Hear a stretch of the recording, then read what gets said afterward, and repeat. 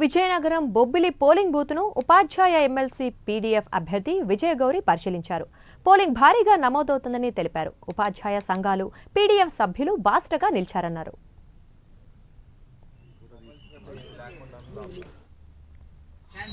8 గంటల నుంచి ప్రారంభమైంది. ఇప్పటికే టీచర్లు పెద్ద సంఖ్యలో వచ్చి వాళ్ళ ఓటుని నమోదు చేసుకుంటున్నారు.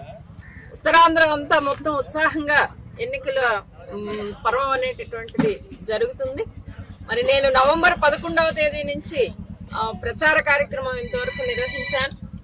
అందులో భాగంగా విద్యారంగంలో ఉండేటటువంటి 10 మేనేజ్మెంట్లో ఉండేటటువంటి వాళ్ళు కేజీబీవీలు, మోడల్ స్కూల్స్, ఐటీడీఏ స్కూల్స్, కాలేజీలు, యూనివర్సిటీలు, అలాగే సొసైటీ స్కూల్స్, ప్రైవేట్ విద్యా సంస్థలు అన్నింటిలో పనిచేస్తున్నటువంటి టీచర్లు, లెక్చరర్లు వాళ్ళ యొక్క సమస్యల్ని క్యాంపెయిన్ చేసి భవిష్యత్తులో ఆ సమస్యల పరిష్కారం కోసం నా వంతు కృషి చేస్తానని చెప్పి మరి చెప్పడం అనేది జరిగింది.